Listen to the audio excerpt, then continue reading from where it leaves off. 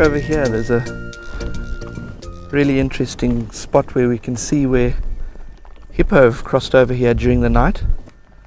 Very distinctive track with 4 toes in it, and quite clear imprints of the skin pattern of the hippo. You can see they've come through in this direction and haven't got stuck.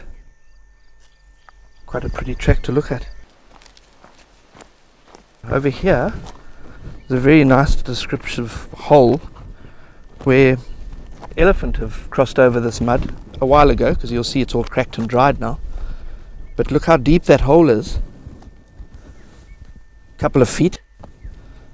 And that elephant has been able to come through there without getting stuck at all.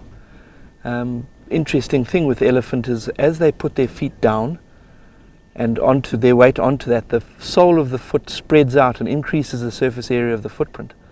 Now that stops elephant getting stuck in mud, for instance. And we'll see that the foot has expanded into the bottom of the hole, and then as the elephant has lifted its foot up, the sole has contracted and allowed the foot to come out of the hole without getting stuck, as you or I probably would.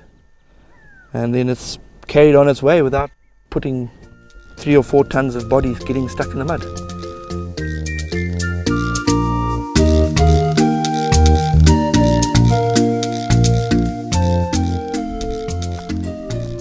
Oh look, I can see something interesting over here now.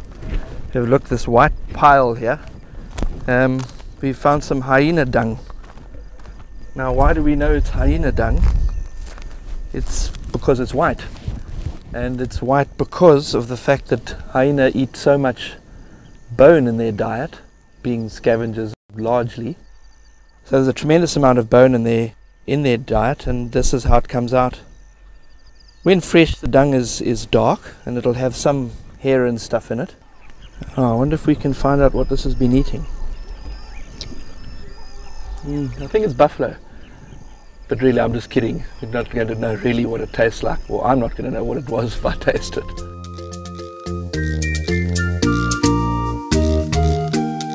Right, well, let's see what else we can find, and we'll get up and carry on with our walk.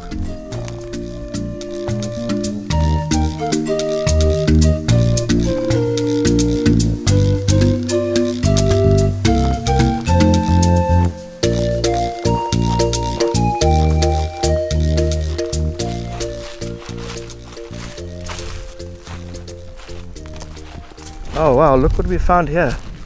This river's drying up, and there's a little mud pool just here, and it's full of barbel, clarius fish that have been stranded in the last little puddle of mud.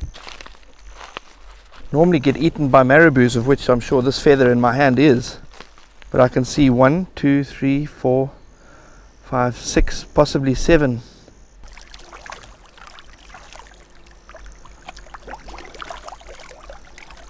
Now these poor fish are doomed. Sometimes some of them might survive getting buried in the mud, but this is going to dry up too much. So the predators will come and eat these fish.